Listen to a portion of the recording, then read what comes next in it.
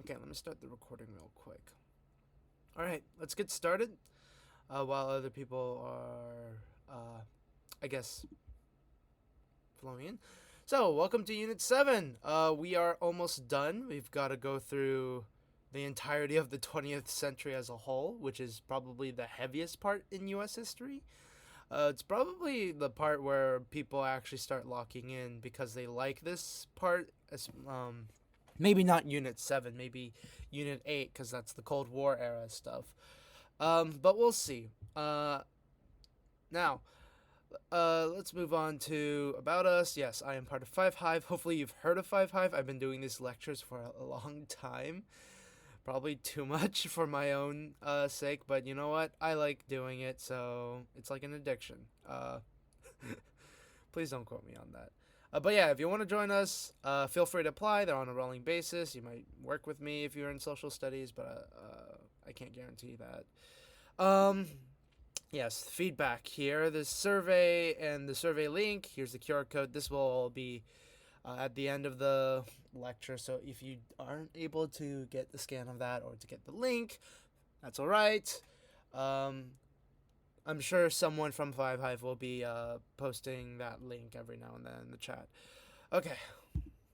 And disclaimer. College Board doesn't endorse us because we're not officially part of College Board, but also I've been looking through my notes and I realized that this lecture is one of the only lectures that uses period accurate language. So, a bit of disclaimer, do not use such language in academic writing. Do not use it in your daily life. That's what colloquial is. Just don't use it unless you are directly citing it. That is probably the only acceptable way of using it. Good example, and this is probably the only thing that will actually pop up, is the N word, the archaic version, which is related to, how Spanish says black in. So, yeah, there's that, but of course, it is a pejorative term today. But again, it wasn't exactly viewed in that way a whole lot. So keep that in mind. Expectations, be respectful about everything. Try to be engaged as much as possible. If you give me more feedback, I will give you more feedback. When I say when you give me feedback, I mean the activities. And of course the lecture is recorded. Hopefully no mess ups will happen. I just recently recorded a Push Unit 5 Part 2 yesterday at midnight. I don't want to do that. If I have to do it, then I'm not going to actually do it because it's a waste of my time. So yeah. Okay, here's the agenda for today. We got a little bit to cover, but it's just half of the unit. We're going to talk about American imperialism. We kind of prefaced this with Hawaii and Alaska. We're going to talk about it kind of in its formal form, I guess. We're going to talk about World War I very briefly, by the way. And then we're going to talk a little bit more about the 1920s. And then we're going to end it there. We're going to take a very long break because I need to spend time refining my notes and also making the slides look pretty or more visually stimulating. So yeah. Any questions about how we're doing this?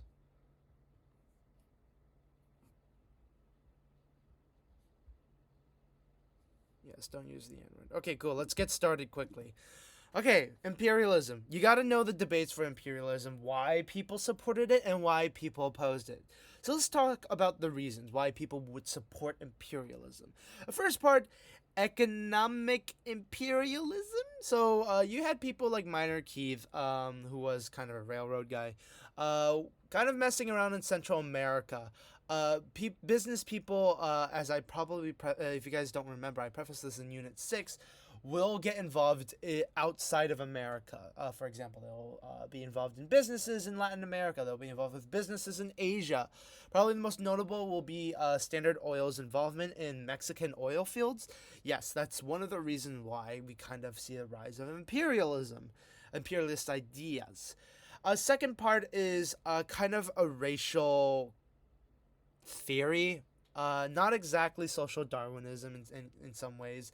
It's reflective of some beliefs from social Darwinism, but it's not entirely exactly social Darwinism as a whole.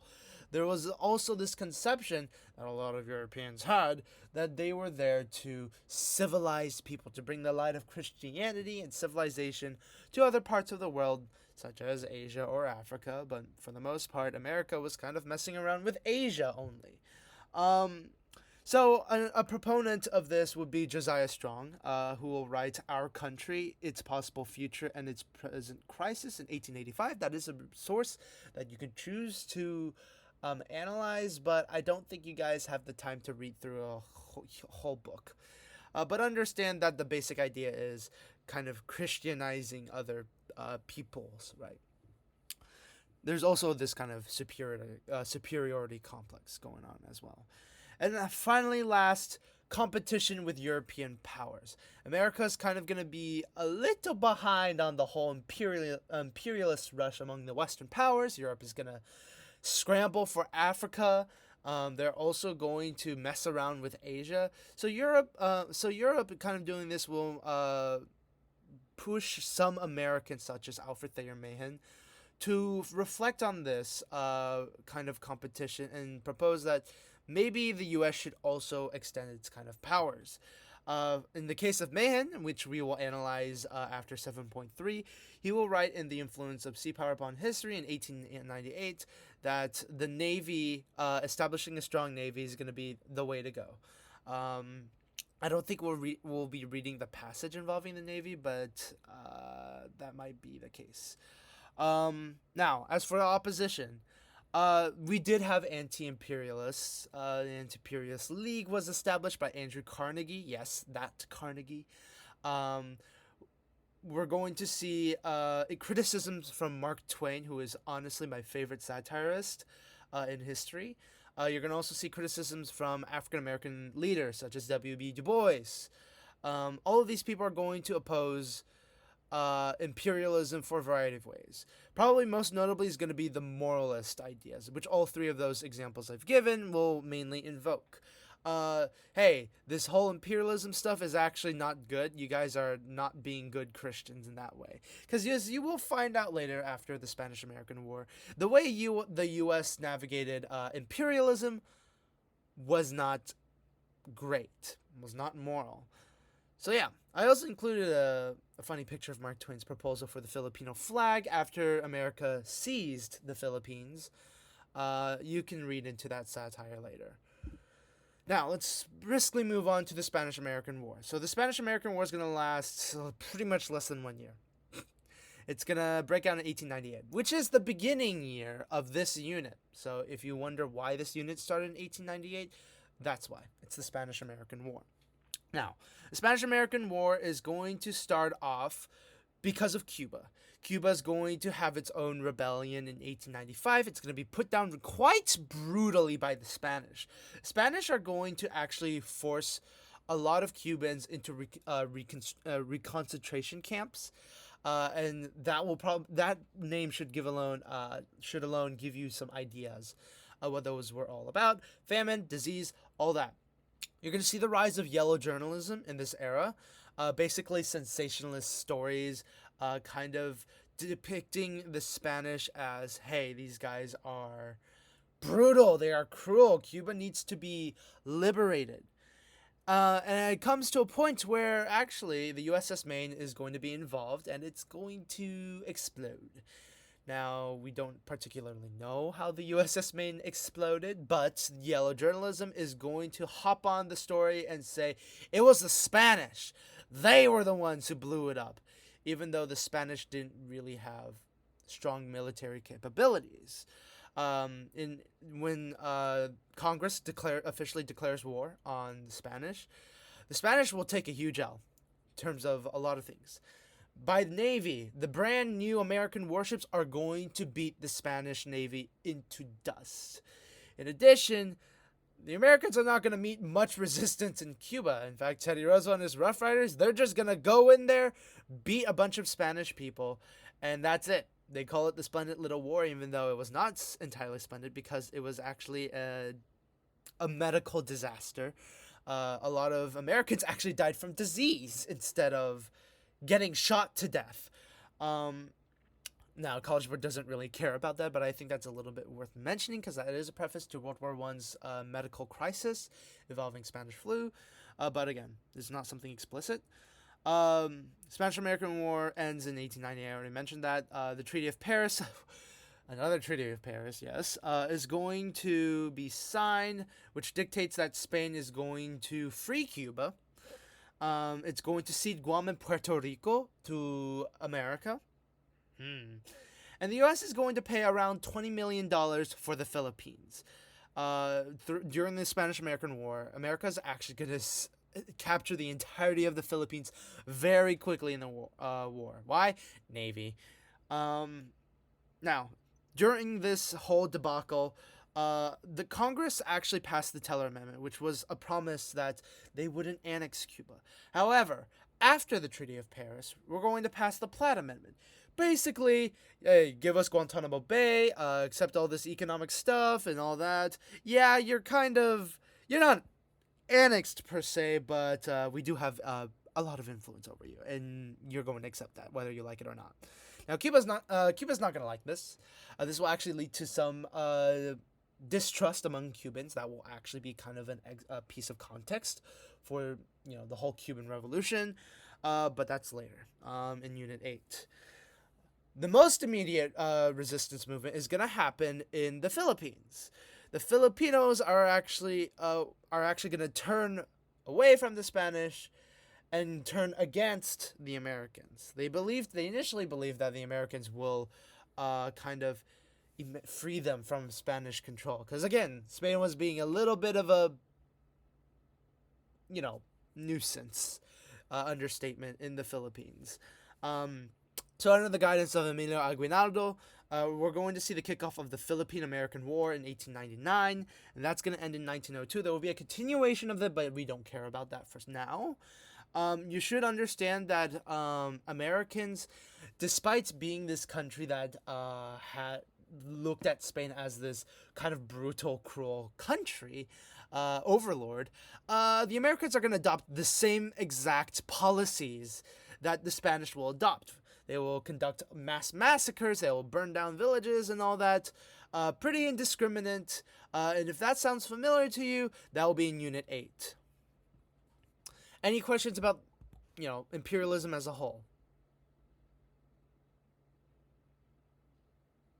I keep lagging. Oh no, is my internet crappy?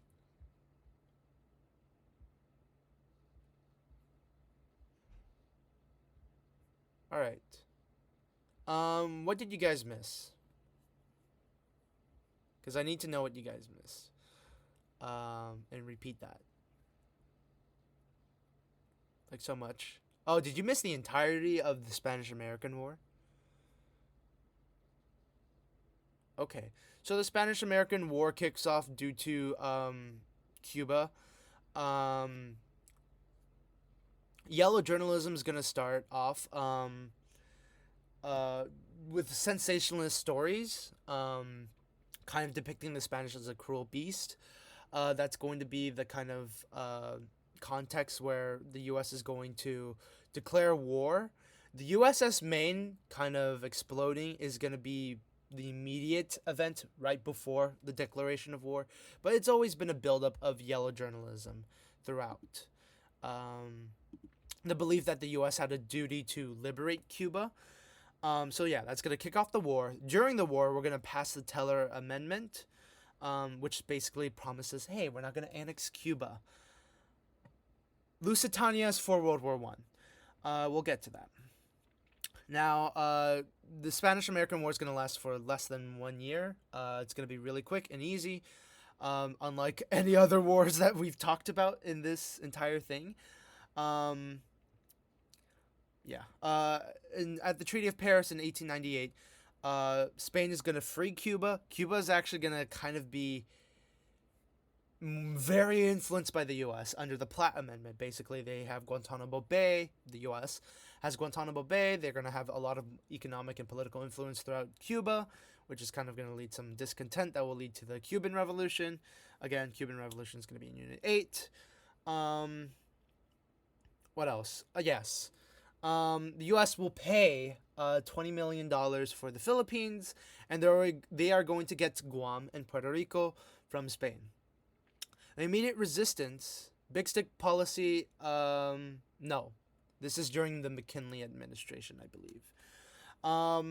The most immediate resistance to American imperialism is going to start off in the Philippines, not in Cuba.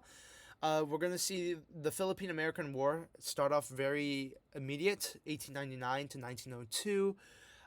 And the irony behind all this is that Americans are going to hop on this, oh, let's free Cuba from the cruel, oppressive nature of Spanish people. And in the Philippines, they're literally going to do the exact same thing as the Spanish. They're going to be quite brutal. They're going to conduct massacres, all that. So yeah, did I cut out throughout that entire spiel?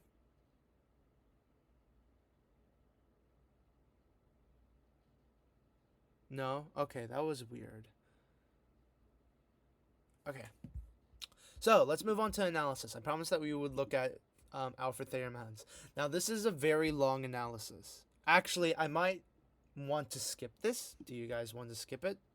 To practice, because this is only to practice your analytical thinking. And we haven't been doing that for a while. But this is a very long text, but it will be on the slides, and the slides will be posted. Would you guys want to skip this? Because I already explained the entire thing with the influence of the Navy, and the federal government's role. But it's to really just to get a little bit more. Okay, some people are saying that we should skip this. I'm waiting because someone doesn't want to skip. Well, it's 2-1 in favor of skipping right now. These slides will be posted today. 4-2. Okay. Well, if you guys do want to analyze this, I will open the slides at some point, but I am still working on them, so you'll see me editing and all that. But yeah, you can do that in your own time while I work on this slides. Sorry. Okay, let's do progressives. Not the populists, the progressives. So, let's talk about, this is one slide, by the way. Let's talk about muckraking journalism, which is a little different from yellow journalism in the way that I support muckrakers as opposed to yellow journalists. So we're going to see a series of journalists who will kind of bring up important issues throughout American society in response to industrialism, capitalist industrial powers and all that.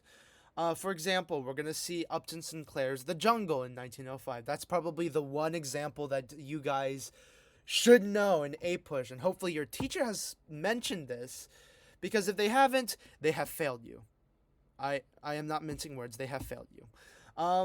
Basically, The Jungle was a depiction of the meatpacking industry, but the main intention of The Jungle was to reveal the plights of workers, but probably the one thing that spurred, the entire movement for addressing the meatpacking industry is not actually the entire narrative itself, but it's actually the extremely disgusting and gross descriptions of what workers went through in those factories. Now, of course, I'm desensitized to those because it's just your average Tuesday now at this point.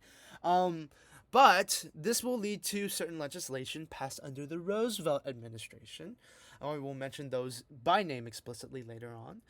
You're going to also see Ida Tarbell, History of the Standard Oil Company in 1904, a year before The Jungle, basically exposing Rockefeller's Standard Oil Trust, kind of the unethical means that they kind of built up through horizontal integration.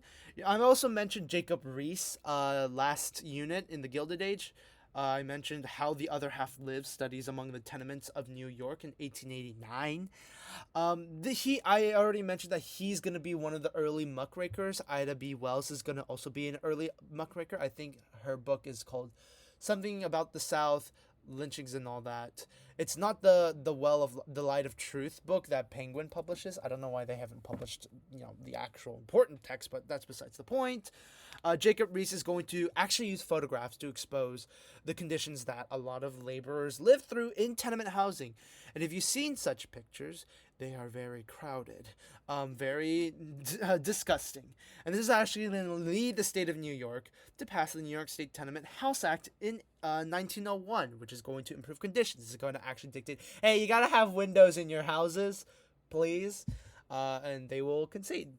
Now, as for issues that progressives will move on with the support of muckraking journalism, a variety of things. For example, they're going to be a huge supporter of suffrage, women's rights to vote. That is what suffrage means. It doesn't mean the suffering of women. It's going to be pushed by NASA, the National American Women's Suffrage Association. I think that's what it stands for. Something among those lines. You get the idea. They're going to lobby very heavily for kind of Congress to do something about it. In fact, progressives will continuously lobby in Congress. For example, they're going to be able to lobby the 17th Amendment, which allows the direct election of senators, which is pretty big in gov. They're going to be able to lobby the 18th Amendment, which is the dumbest amendment, aka prohibition, which will be repealed by the 21st. We're going to see the 19th Amendment, which will grant suffrage for women. Now, women are also going to experience quite a bit of opposition for suffrage. For example, we're going to see opposition from brewers, distillers, business leaders, as well as, strangely enough, upper-class women themselves. So let me explain why each of those groups will oppose. For the brewers and distillers, they understood that women incredibly supported temperance. And, brewers and distillers being, the people that benefit from selling alcohol, because that's their whole job, making alcohol and selling it, naturally, they would be opposed to that. Now, businesses, they feared that women would vote to get rid of child labor, which is something I could get behind. But I probably the businesses and the distillers make sense, but I want to mention why upper class women will also oppose this. It's morals, according to them. It's Christian morals, and that the politics is a dirty thing that will kind of take away the innocence of women. All that yucky stuff. Again, most of these people, at least upper class women, who will bring this kind of argument, including for the ERA, is just generally dumb. In my opinion, it's just based on kind of their own morals, their perception of innocence. But again, this is not something you should weigh in per se. Other people you should look into if you have the time. Louis Brandeis, who will be a Supreme Court Justice, who's also the namesake of Brandeis University. W.B. Du Bois, hopefully you guys know who he is already at this point. I've mentioned him so many times. I will also mention Robert La Follette, a man who should have been so much more, but America kept him back. Very great governor, promoted a lot of progressive legislation. In fact, he will actually be one of the people, aside from FDR, who will begin to start aligning the Democratic Party towards the position where it is today. Of course, Booker T. Washington will be in the same camp as W. Du Bois and how to treat the progressive issues. Now, I do want to take a little side tangent before I talk about the Roosevelt administration, because he himself was quite a progressive Republican. I want to talk about the dark sides of progressivism. Eugenics was involved. Labor unions and all that did not like immigrants. They supported anti-immigration laws, such as the immigration law in 1917, immigration law in 1924, and all that. We'll get to those. In addition, they supported the eugenics movement. In fact, pretty much over 60,000 men and women were, they did the thing. basically they were prevented from reproduction. Yes, it is as bad as it sounds. We did have a eugenics movement. In fact, we actually kind of had a whole Nazi sympathizing group during World War II. I'll get to that later today. But yeah, understand that while progressives gave us great things like, suffrage, the passage of control of corporation, sorry, um, they also had eugenics involved. So not all things are peachy. Now, let's get to Roosevelt. Probably some people's favorite presidents. He is up there, I guess, for me. He's going to serve 2 terms. He will try to run for a 3rd term under the Blue Moose Party, but that's going to break the Republican Party against because William Howard Taft and, well, Roosevelt are going to butt heads, and, well, Wilson's going to win. God, I hate Wilson. Anyways, what is Roosevelt going to do? Let's talk about his foreign policy first. He's going to make the Roosevelt corollary. That's the big stick part, the big shtick. Speak softly and carry a big stick.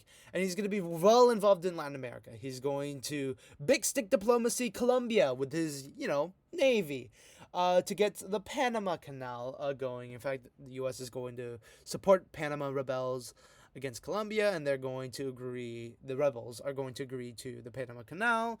That's just one example. This is the only example you should really know because it's actually funny. But I do want to talk about the domestic policies most because progressives are more domestic oriented. So Roosevelt's going to propose this idea of a square deal. Not the New Deal, not the fair deal, the square deal. Now, like fair and square. You know what I mean. And he's going to give this idea of the 3 C's: consumer protection, control of corporations, and conservation. And before I move on, let me just check in the chat. Am I cutting out?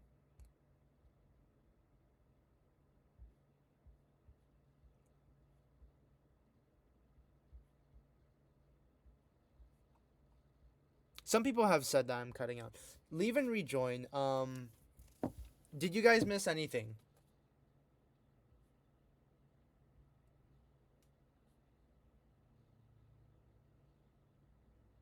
Not really?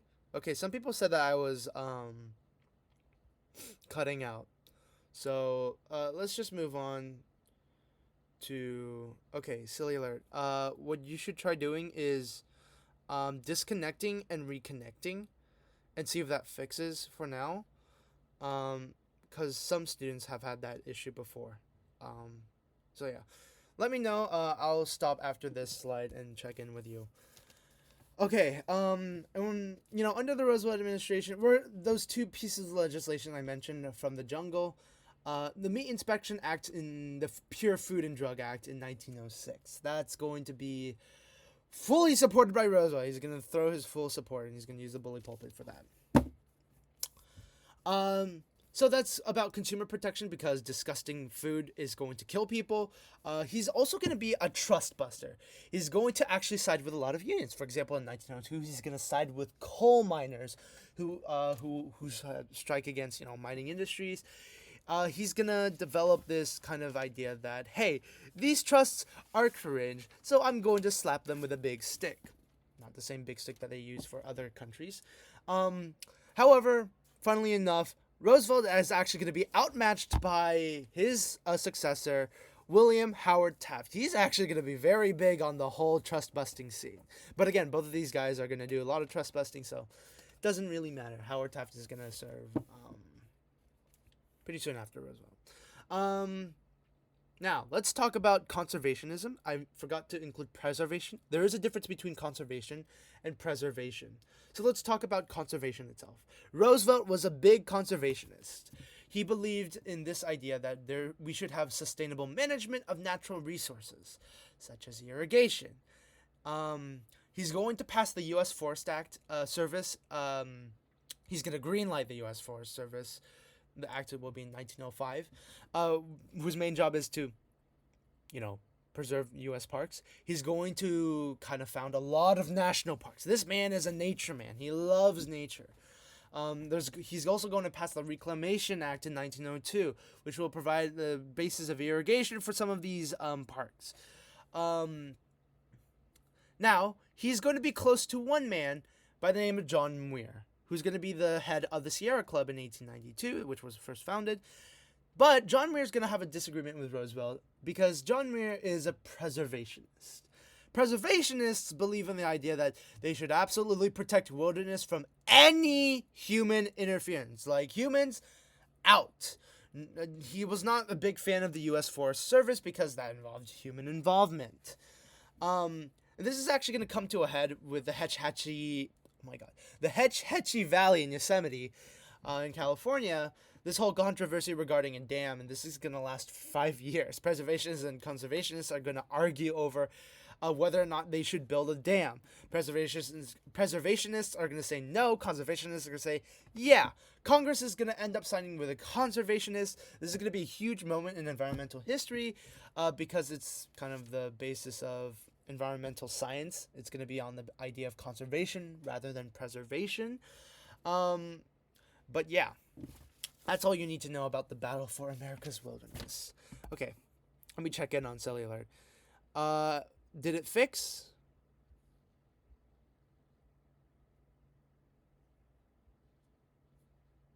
Square deal is the idea that Roosevelt proposed. The 3 C's: consumer protection, protecting consumers from the menace of businesses, the control of corporations themselves, so trusts and all that, and conservation, so the protection of forests.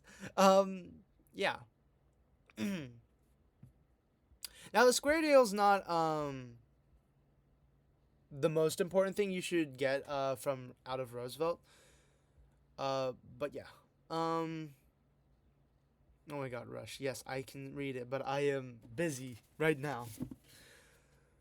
So Silly Alert, you could hear most of that. Did you want me to repeat something, or also Remedy? Did you want me to repeat something? If not, you guys just give me the go ahead. Again, if you haven't, I don't know what you didn't say. I was mainly talking about conservation and preservationists. Did you get that?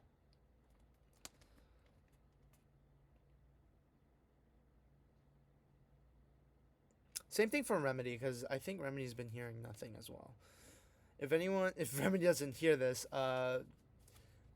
try to leave and rejoin. Muir, Woods, Preservation, Dam, yep.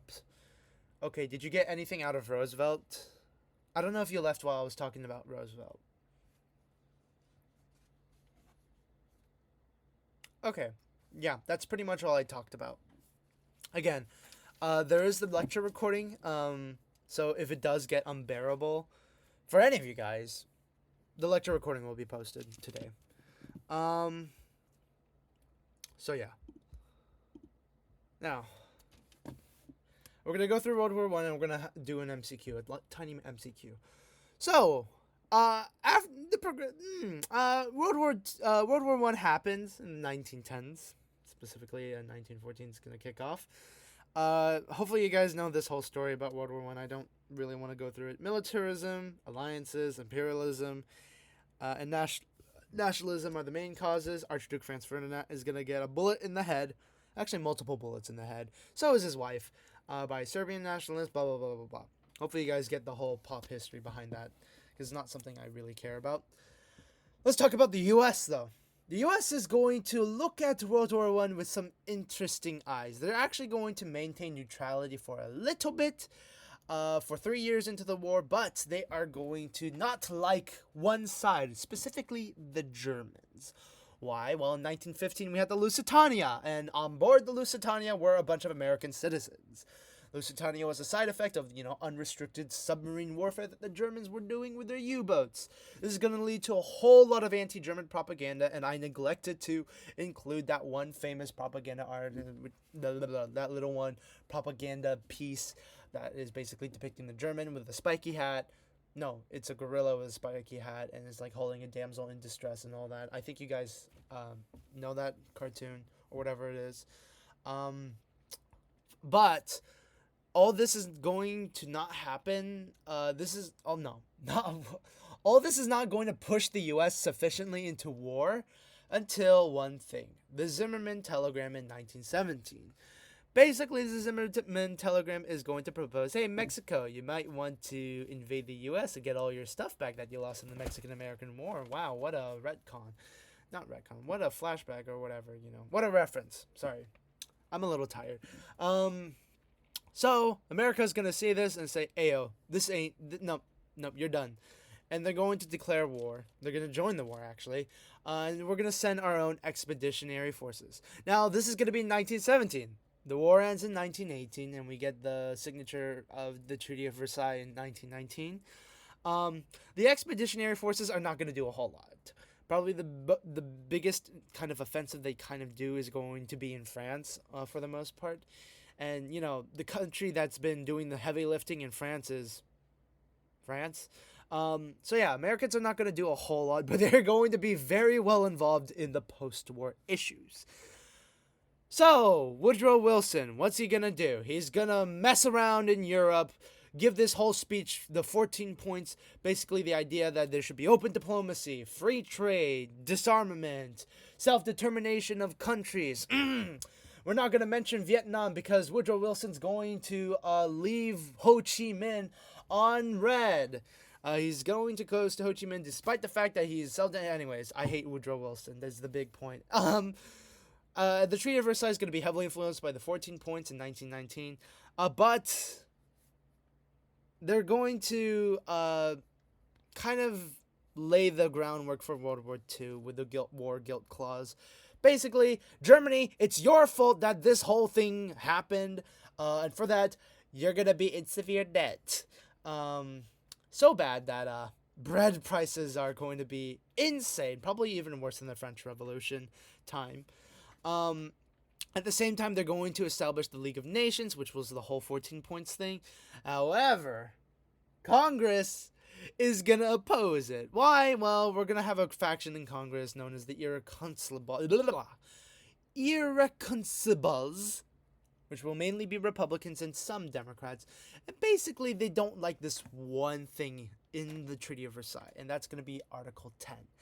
They did not want to be dragged into any kind of war because of the League of Nations. They didn't like that. They believe that this violated the whole isolationist thing they were going for. They didn't want to interfere. Now, that's all going to change by the end of this unit, but we're not there yet. By the way, I have also included a still from Birth of a Nation. If you don't know what that is, it's a very racist movie that, it has the KKK in it, and this is an actual quote from Woodrow Wilson. So if you guys wonder why I hate Woodrow Wilson, this is the exact reason why. Well, there are other reasons why. He sucks as a human being. That's my side tangent. All right, let's move on to the home front. So, what did we do during World War I in the domestic side of things? Well, we suppressed freedom of speech. Woodrow Wilson's going to pass the Espionage Act of 1917 and the Sedition Act of 1918. Why? Communism. A lot of Americans were scared, terrified of radicalism. And the reason why is, well, we had the whole Russian Revolution going on during World War I, which will actually pull the Russians out of World War I. So yeah, Americans are going to be terrified of this. This is going to fuel the first Red Scare, not the Red Scare. There are two. The first Red Scare. This is going to involve putting labor leaders such as Eugene Debs in jail. They're going to ban socialist newspapers, which will actually lead to an important Supreme Court case in AP Gov, Schenck v. U.S., which will rule that you can't yell fire in a theater thing in regards to the First Amendment. And finally, we're going to have the Pullman raids in 1919 after World War I, which will aim to deport communist sympathizers. And most of these guys are going to be immigrants, such as Polish immigrants. Nativism is going to make a comeback in that nobody wanted in reaction to the Italians and the Polish and the Jewish immigrants coming out from World War I. So yeah. Nativists are not going to do a whole lot of stuff because immigration acts. I already mentioned them. And we'll get there in the 1920s. So let's move on very briskly to the wartime economy, which is pretty important. Uh, with the selective drafts, oh, I did forget to mention a selective draft. I don't know the exact name or the title, but the title, year, but the year should be 1917, but it should be selective conscription act or something like that. Anyways, while men were going out of the U.S. in expeditionary forces, fighting in Europe, not having fun in the trenches, there were a lot of jobs, and there's not a lot of people filling those jobs. So you know what that means? Women. Women are going to be involved in a lot of factory work. They're going to be involved in steel production, railroads, weapons manufacturing. We're going to see a whole lot of internal migration as well as immigration to these urban centers again.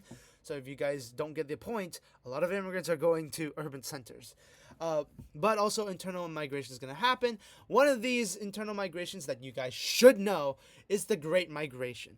African Americans moving from the South all the way to industrial cities in the North and West. And then I included a kind of little demographic map of African Americans in 1900 before World War One. And as you can see, they're all pretty much condensed in the South, but I forgot to include an aftermath of that. A lot of them are going to be in the North, this Midwest area, some of them in the West, and still some of them are going to remain in the South. So there's that. Let me check if I cut out. Lecture recordings I posted. Yes, thank you, Insomnia. How long was the war? Majority of the war happened. Yes, the war happened in 1914, and we're gonna enter in 1917. U.S. will never. I'm cutting out a lot. Did they target socialists? Yes, they targeted socialists and anarchists. Audio is being strange. I'm not quite sure why. Let me check.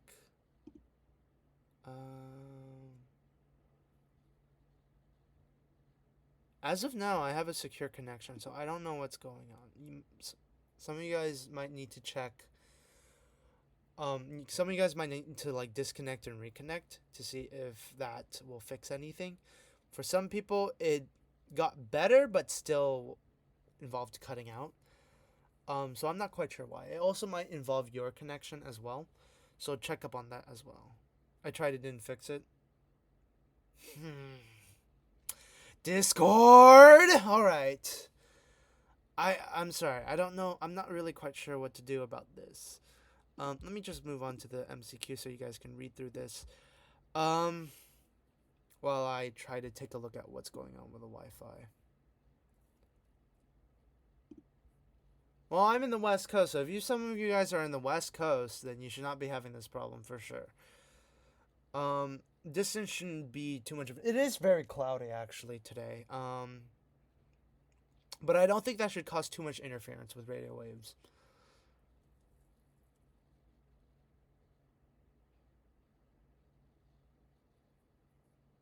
Yeah, COE is in Florida, I think.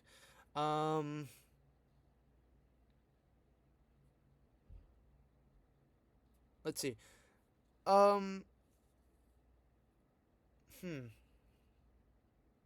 That's not good.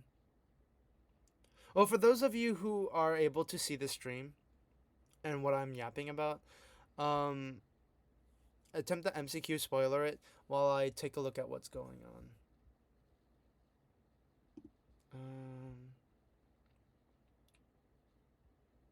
Drift packet loss rate is over 10%. That's not the problem.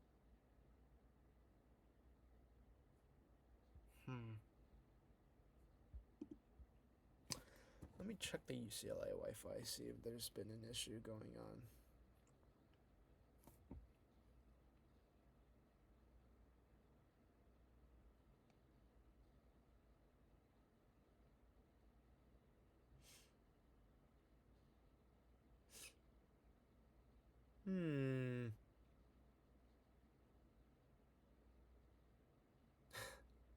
Well, this hasn't been a new issue, I guess, for some students here.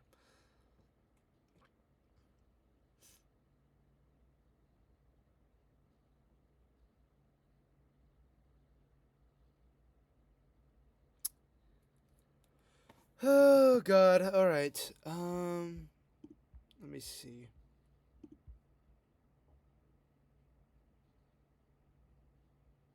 MacBook Air's sensitivity. Sensitivity should be fine. It is working well.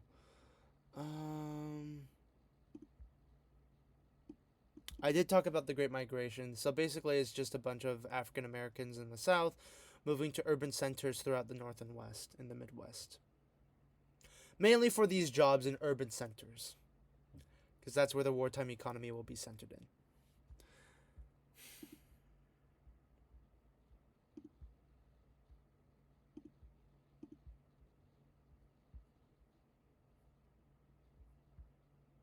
I'll give out the answer once more people are done.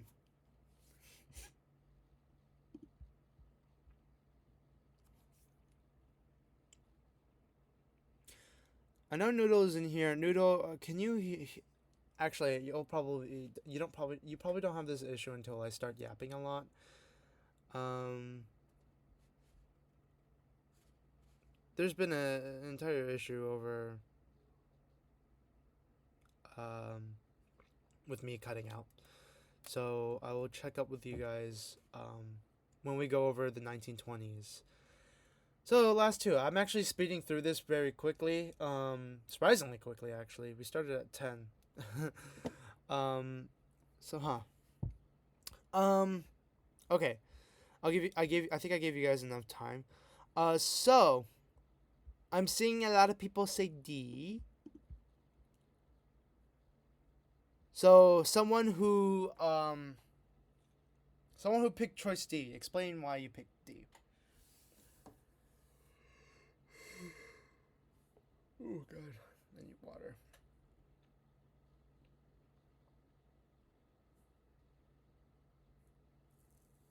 Because of the Great Migration mainly.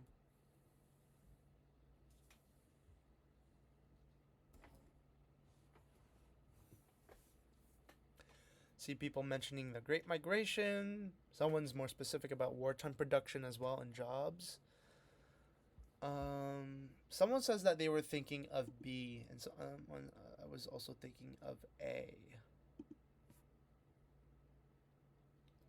Why B?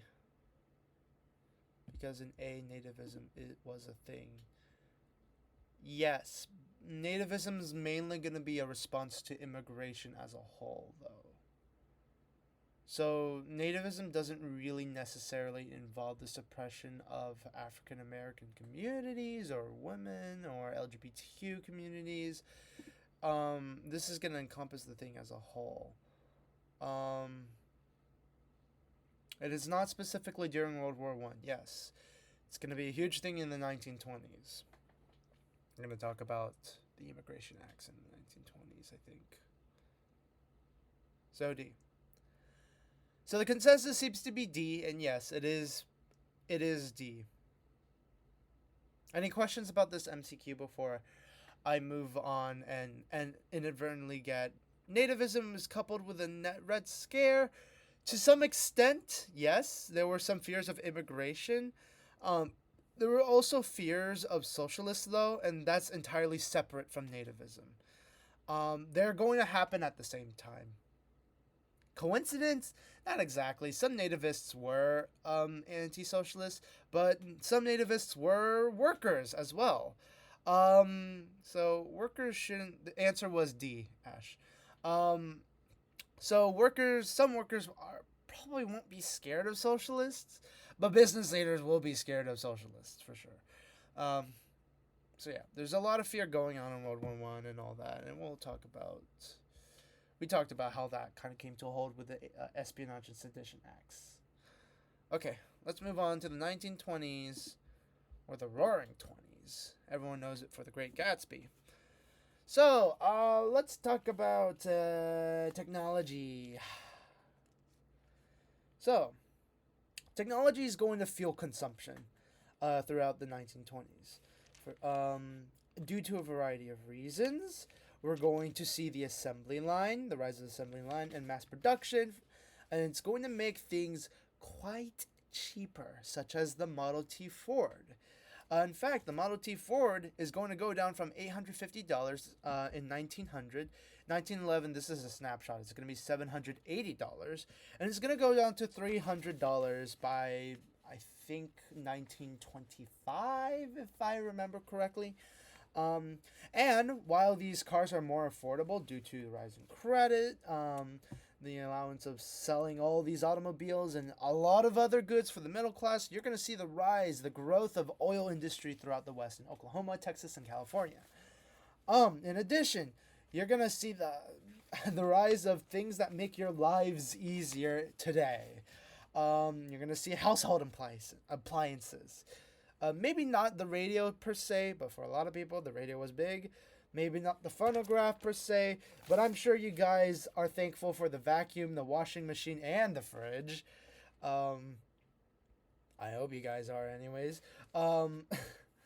These are going to be complex applications of electricity. We already mentioned that electricity is going to start being developed through light bulbs by Thomas Edison and improved later on by not Thomas Edison. Guys, stop giving him credit for just the light bulb. As well, we're going, and by the way, the side effect of these household appliances, I should mention, is that it's going to kind of make the role of women in housework a little bit more sucky. Instead of making the lives of women kind of easier, it did to some extent. Well, now they're expected to do more of that work, to do more cleaning, more washing, more dishes. So there's that. We will talk about the other kind of archetype of women in this era, flappers. But that's going to be in 7.8. It's kind of hard to organize this whole thing. I don't like the way College Board does it. In addition, communications is going to be a huge thing that will lead up to culture. We will see the rise of lost generation writers, such as the guy who wrote The Great Gatsby, John H. Fitzgerald. You'll also see Ernest Hemingway, John Dos Passos, John Steinbeck. Technically, I consider him like a Great Depression guy, but I guess he's technically lost generation. Gertrude Stein is actually going to coin the whole lost generation. But that's not the most important thing about the communications. The most important effect of communication is going to be jazz. Telephone and radio and recordings, all this technology is going to make jazz, spread out. Not just condensed in South or in areas where African Americans were in Harlem. It's going to be everywhere throughout the West. For example, I included an example of a jazz orchestra, King and Carter Jazzing Orchestra from Houston, Texas. This picture was in 1921, so pretty early on this started going in. The nightlife started. We're also gonna see jazz clubs throughout, urban centers such as New York. An example of a jazz club would be the Cotton Club. It was also technically a speakeasies. Oh yeah, we're gonna see the rise of speakeasies, and we'll talk about that in the context of prohibition much later. And to give you guys the idea of the vibe of the jazz age, this picture, this architectural picture is pretty quintessential of the jazz age. Okay, before I move on to the culture of that, any questions? I am still cutting out. Oh god. Alright. God damn it, Discord. It's asking between blues and jazz, etc. Blues, the idea of blues is going to be centered on kind of dealing with harsh conditions and all that. So if you want an example of blues, you might want to listen to Strange Fruit. Southern trees bearing strange fruit. Something like that. I went like that. It's an example of blues. Jazz is going to encompass a whole lot. So you might want to listen to Dixieland jazz. If you think of Louis Armstrong, that's quite different from blues. He is going to go into blues to some extent, but Dixieland jazz is quite different from blues. You're also going to have ragtime jazz. You're also going to see big jazz. I don't know what it's called exactly, but the type of jazz from Glenn Miller and Benny Goodman. I could talk music history, but it doesn't matter. Thank you, Rimu. For those of you guys, do you guys know where I started cutting off? It's cutting out a bit now. God! UCLA, get a better Wi-Fi! Jesus! Oh my god. So frustrating.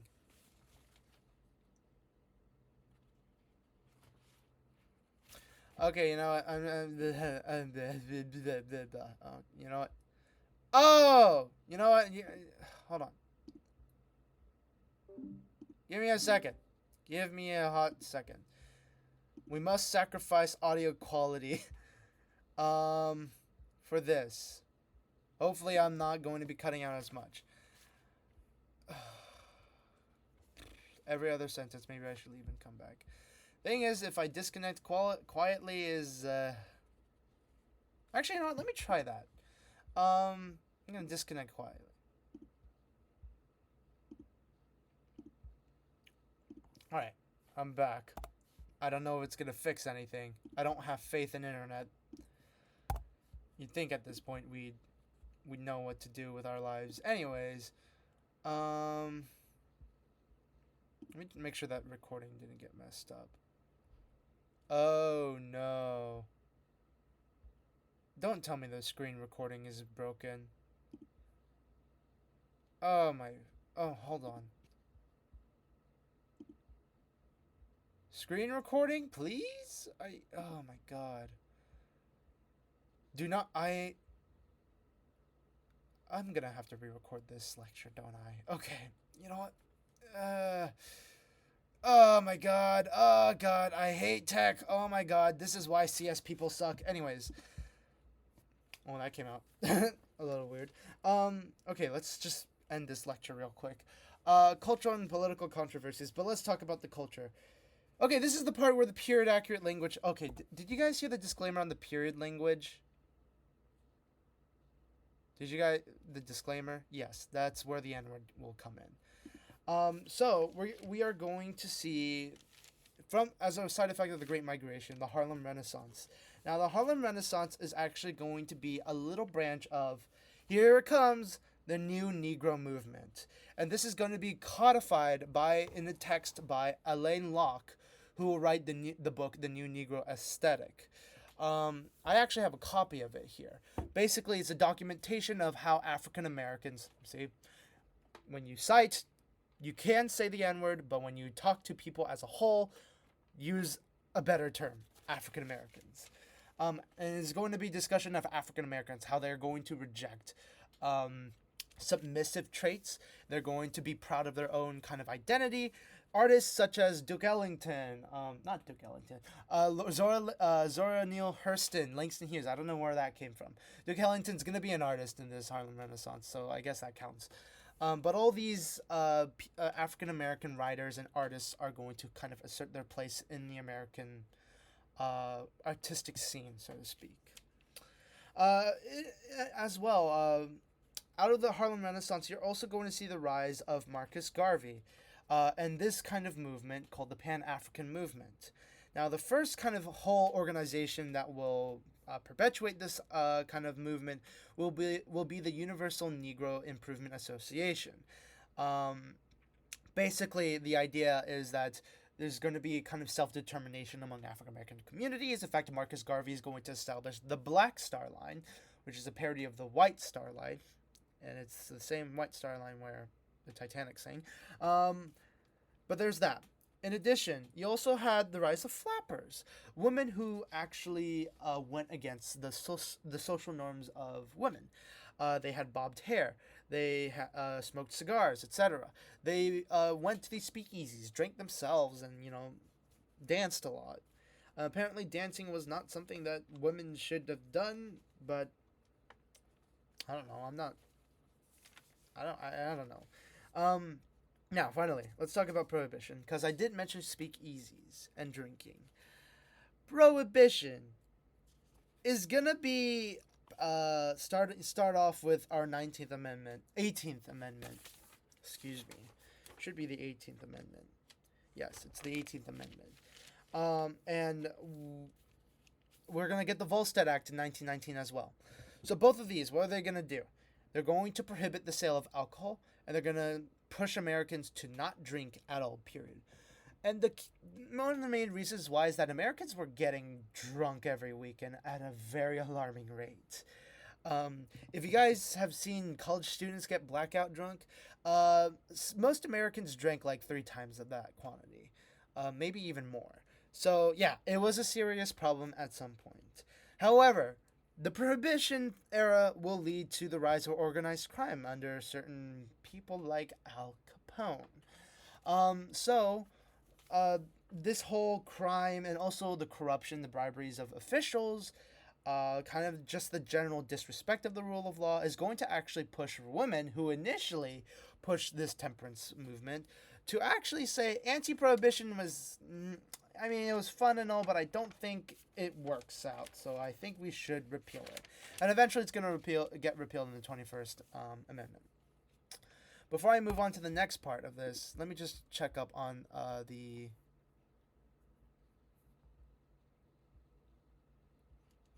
Yeah. It is okay if you are quoting it, but if you paraphrase it, African American or black, okay? Don't use any pejorative terms. So if you are citing, for example, if you're citing a document that's like straight up racist towards Chinese people, it might be okay for some people to put in like the word Chinaman. Again, that's a pejorative term. Don't use it. But most scholars these days that I know of will just put in the brackets and put in Chinese. So you can just put in the brackets there and put in black or African American themselves. Brackets are your besties. Good rule of thumb. Did I get cut out for a majority of you guys? Was me dipping and coming back the fix? Maybe that was the fix. Okay, maybe I might just do that as a thing. Also, at the same time, oh, I see what changed. Okay, maybe I should have left. Maybe that should have been a warning sign. Okay. In the bottom left-hand corner of Discord, let me just explain. There's these, like, little Wi-Fi bar that explains your voice connection. It was gray at the time, and now it's green. So I should check that next time. Now, for the screen recording, it is scuffed, it looks like. Yeah, it looks like it. So I am going to have to re-record this thing. Great. Okay, just fine. All right. Oh my god. Okay, whatever. For those of you who are listening to the recording, because I'm not going to re-record this, there's slides. I will let the outreach team know that this is just not worth it. Okay, let's talk about racism, because that seems to be a constant. So, in the Roaring Twenties, we talked about nativist people. They supported immigration quotas. So that's going to be passed through legislation. Immigration Act in 1917, the National Quota Law in 1921, and the Immigration Act again in 1924. What are these going to do? They're going to set limits, extreme limits on Southern and Eastern Europeans. Why? Some of them were Jewish people, Polish people, Italians, Catholics, Orthodox. There's that. Also, we're going to see certain cases such as Ozawa v. U.S. in 1922. And this is actually going to be a step back away from, Wong Kim Ark v. U.S. And this is actually going to limit citizenship from Asian immigrants as well. At the same time, you see the second revival of the KKK. Or the first revival of the KKK. The second round of the KKK, I should say. Now, why? Well, a lot of white people kind of being angry with all these immigrants. That was one thing. But also, I blame Woodrow Wilson.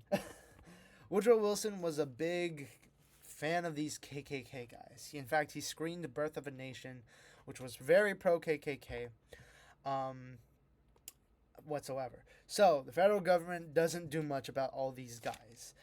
Running around, lynching people, straight up, tarring and feathering people, bringing out threats through letters and all that, burning crosses. And this is going to bring up the concerns of a lot of religious leaders, such as rabbis, Christian reverends, and the NAACP. Now, the NAACP is not going to be new, but it's going to be very proactive in this era. And we will see during World War II that the civil rights movement is going to start off like a little flicker. And then it's going to ignite like a huge flame in Unit 8. Do we actually discuss the early stages of the Civil War? No, I don't think we do. But it is worth mentioning that the civil rights movement does start off kind of flickering in World War II. I think we'll talk about that later. Okay, so there's that. Let's talk about debates. Now, I'm not going to go through every debate. There's a lot of debates. In fact, there's too many debates. And you guys shouldn't memorize all these debates. I'm just going to talk about the funniest one. But I will talk about what the subject of these debates. Mainly the rights of minorities, the Equal Rights Amendment, and also, at the early stage, the LGBTQ community within America. So yeah, we were talking about LGBTQ people, but it was a very small amount of people in the 1920s. But I do want to talk about the Scopes trial, which took place in 1925, I think. And some people call it the Scopes Monkey Trial, which is a hilarious title. Why? Well, it was mainly over evolution, teaching evolution.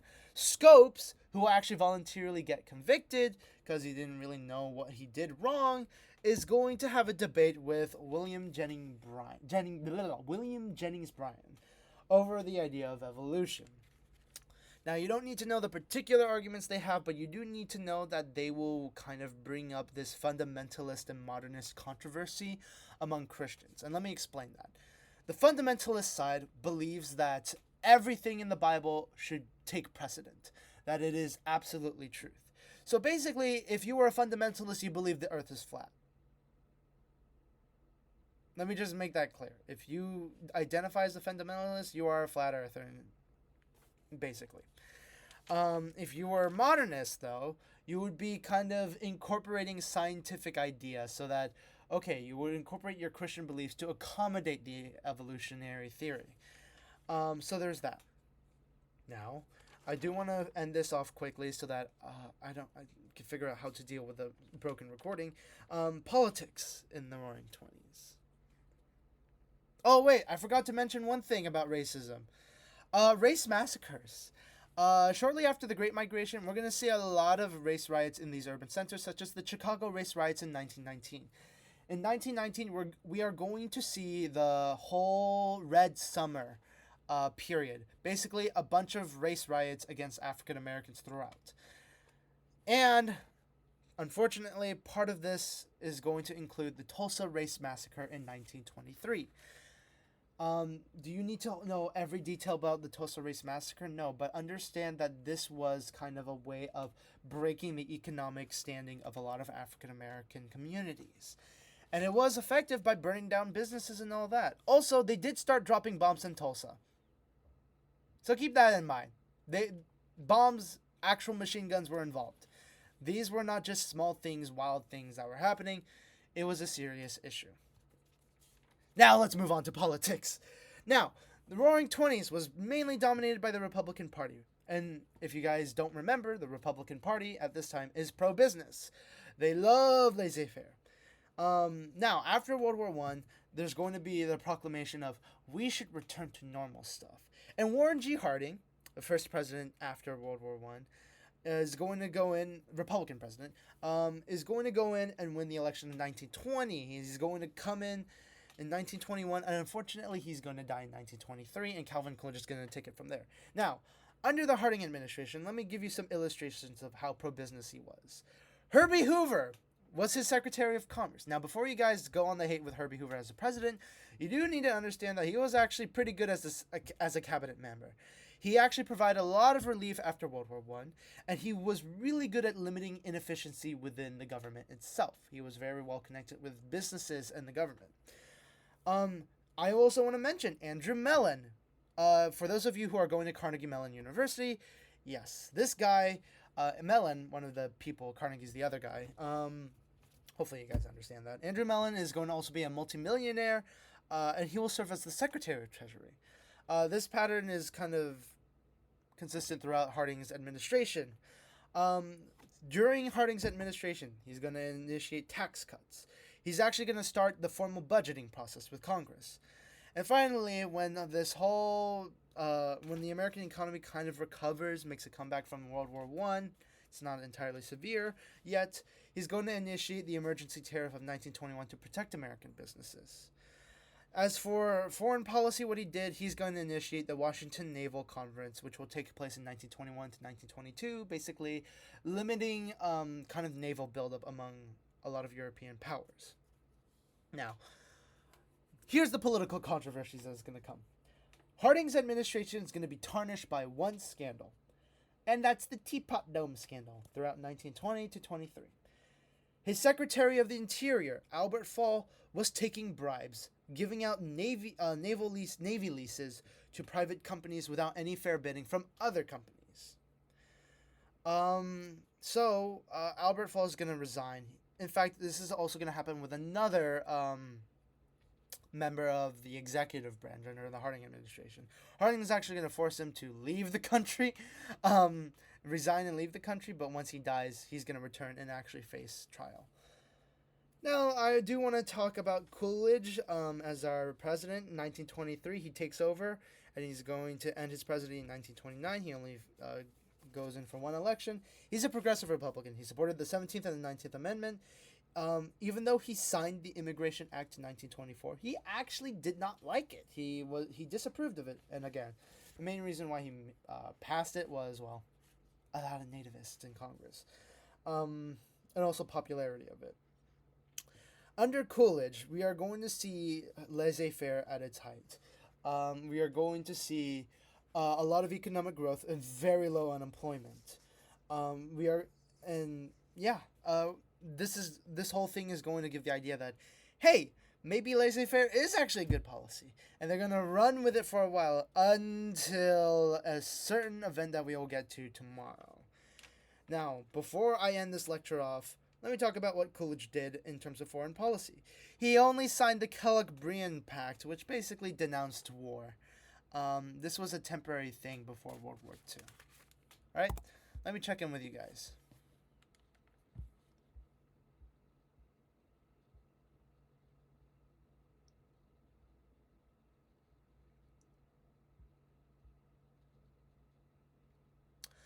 Wilson is going to be a huge, incredible hypocrite. He's an absolute hypocrite. He was on this spiel about self-determination, and when Vietnam, basically under Ho Chi Minh, is going to appeal to Wilson to say, hey, can you ask France to leave us alone? Wilson's going to ghost them. Straight up. So he's a hypocrite. He's a racist, and the only reason, the only thing that probably should have given you that hint was the Birth of a Nation screening that he did in the White House privately. All right. Any questions about the 1920s as a whole?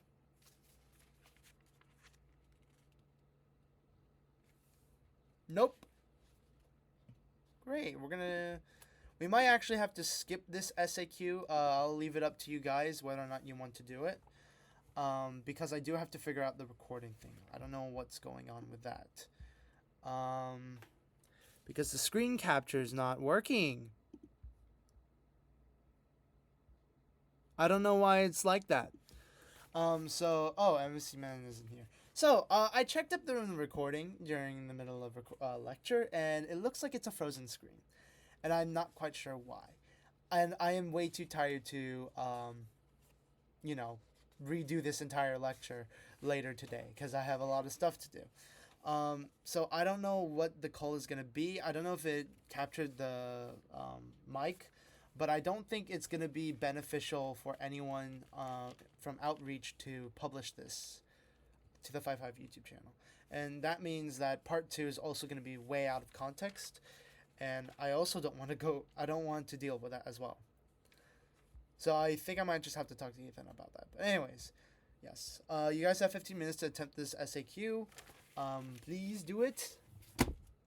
Because we skipped over the analysis due to your discretion and all that.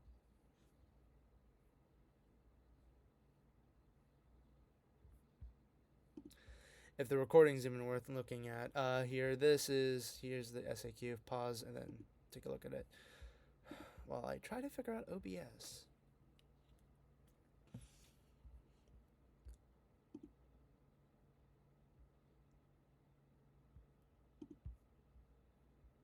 Actually, All right, here's what's gonna happen. I'm going to end the lecture recording here and see if it works.